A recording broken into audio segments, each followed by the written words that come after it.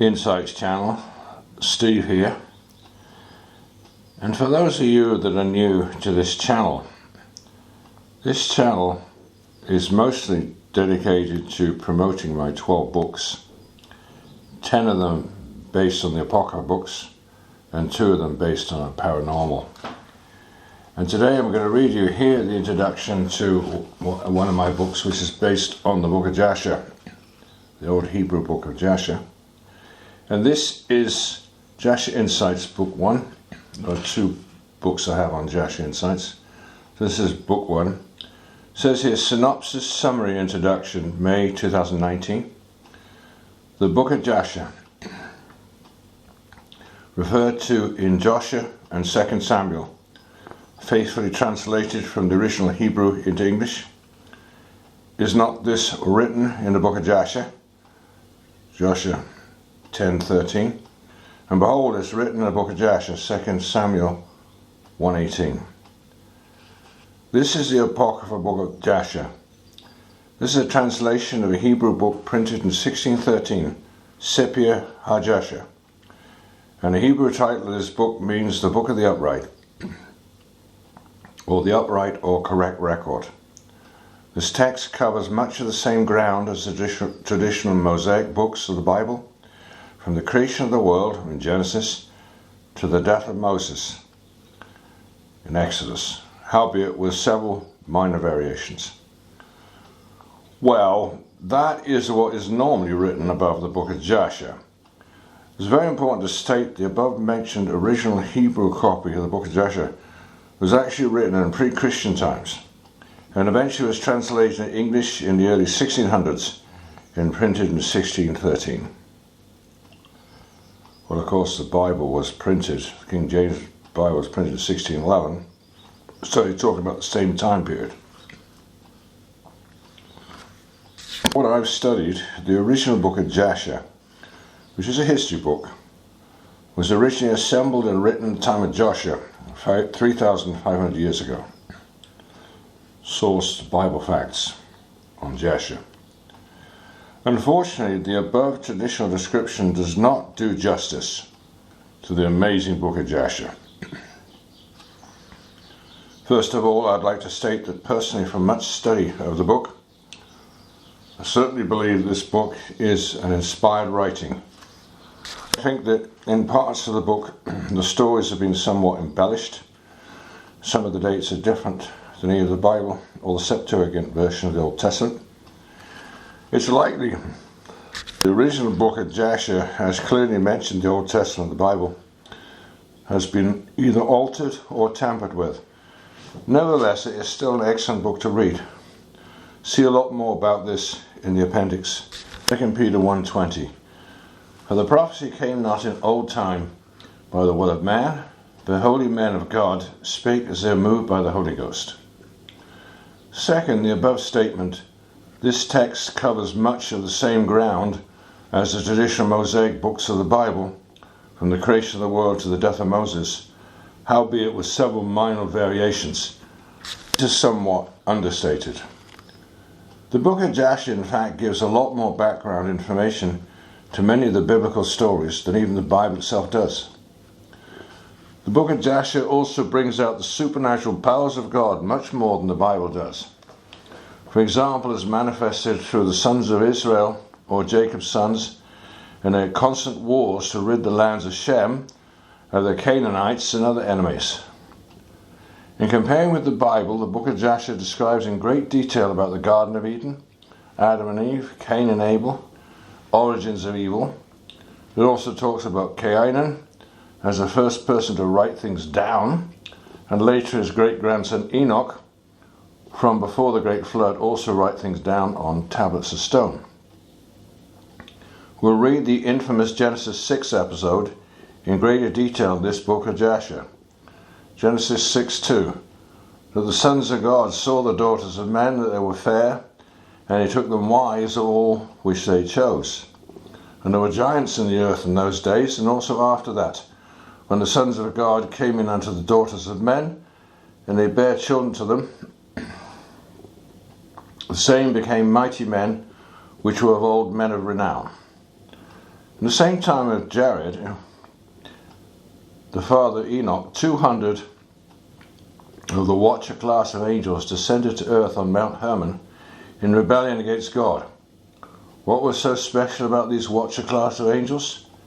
In this book I will explain about it in detail. One of the reasons for the fall of the Watchers was that they said they wanted to have their own wives and children. Well, that's what most writers of Genesis 6 say. But was that the real reason? Find out in this book. The fallen angels had sex with the beautiful women on the earth, but who was seducing whom?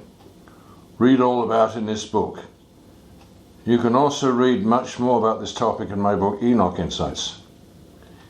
In this book, gruesome and grisly giants are born from the offspring of the disobedient fallen angels and human women. There are many types of giants, which are also at different heights, all incredibly dangerous. What are the possibilities of these same monstrous giants returning one day? Well, you mean in modern times, yeah. You can find a possible answer to that question in this book. How big were these giants? Read on to find out. Why did the giants become grotesquely grisly cannibals who were terrorizing the inhabitants of the earth in pre-flood times?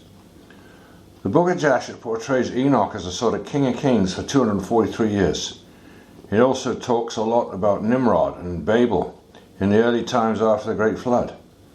The book describes the Tower of Babel as being at least 9,000 feet high or more, and gives many more details of the tower's structure. It tells us that Nimrod was not fully human, but that he had the blood of Nephilim and was becoming one of them, or one of the giants. The book of Jasher helps us to have a much better grip on the time sequence concerning the life of Abraham and his father, where they came from, what life was really like back then. It shows Abraham as a mighty warrior king, who was a real idol smasher, and who totally obliterated all of his enemies.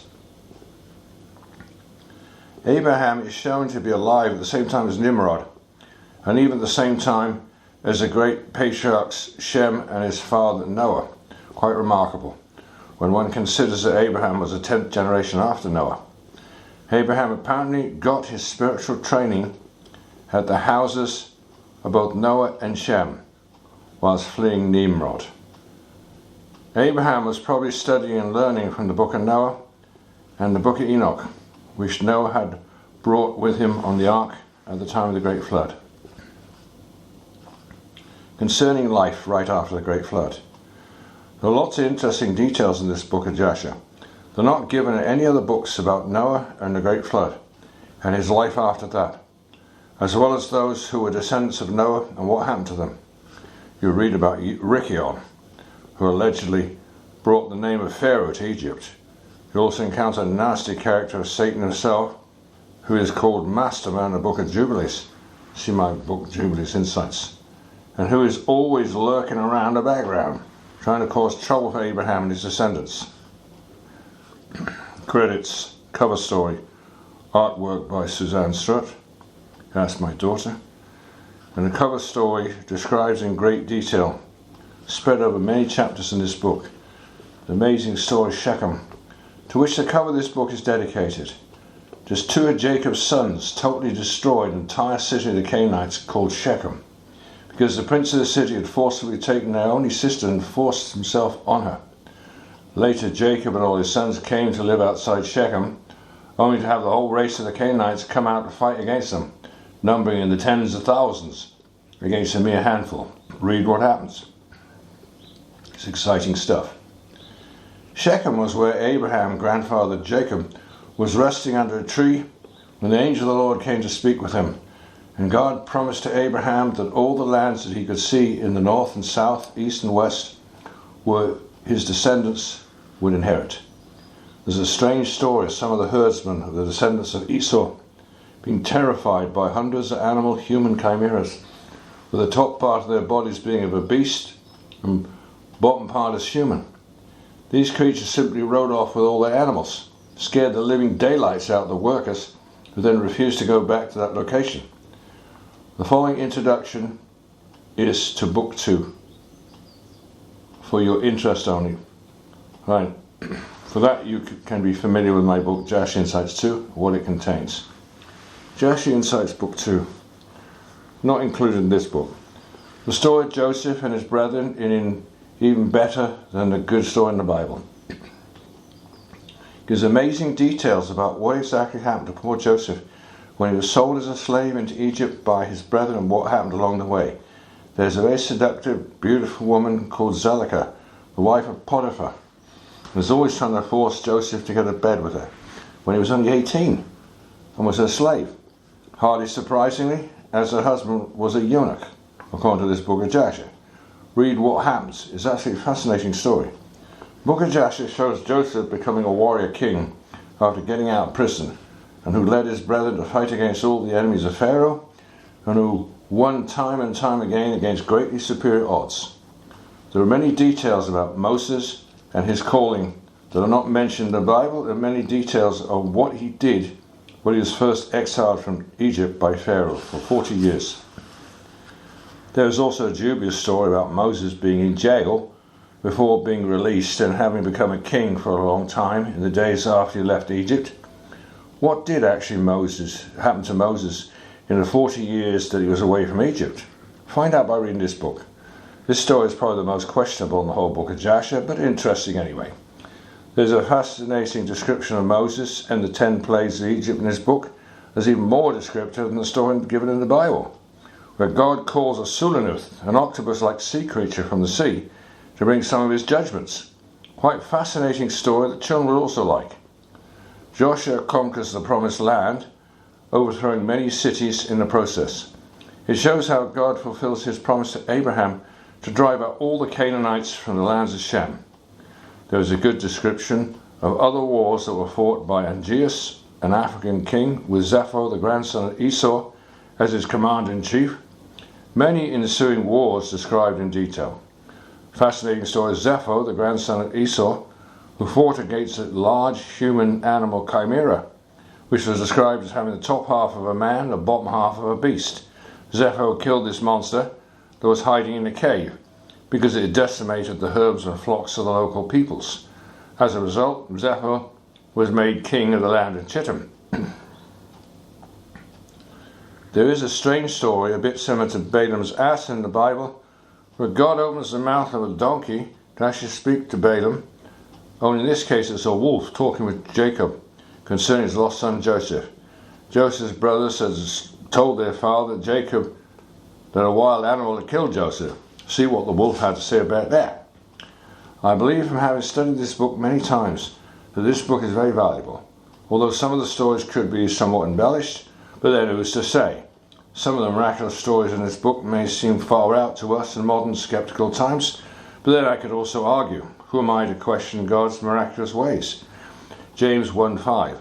If any of you lack wisdom, let him ask of God, giveth all men liberally, and upbraideth not, shall be given him. Matthew 18:3. And said, Verily I say unto you, except you be converted, become as little children, you shall not enter in or see and understand the kingdom of heaven. In other words, you must think as a believing little child about things of faith, and not be of a doubting, skeptical, analytical mind, lest the spiritual things of God escape us, sadly pass us by through our unbelief, especially when it comes to outright miracles of God. 1 Corinthians 2:14. But the natural man receives not the things of the Spirit of God, for they are foolishness unto him, neither can he know them, because they are spiritually discerned. You will also find an appendix in this book giving many more details and web references. Right. So that was the introduction to my book of JASHER Insights Book 1. And I would encourage people, please do get hold of my Insights books. This is just one of them. JASHER Insights, this is Book 1. You also have JASHER Insights Book 2. You have Jubilees Insights, Enoch Insights Book 1, and Secrets of Enoch Book 2. You have Eden Insights about the lost books of Adam and Eve. You have Wisdom Insights about the Holy Spirit being female. You have the Testaments of 12 Patriarchs about the 12 sons of Jacob and their great exploits. So I would encourage you to get some of these Insights books. And I have also 2 books on the paranormal, supernatural, Out of the Bottomless Pit, books 1 and 2. All these books are available at Amazon, and you can find details of them on my website, which is www.insightspublication.com. Well, thanks for listening, and have a great week, everybody. Bye for now.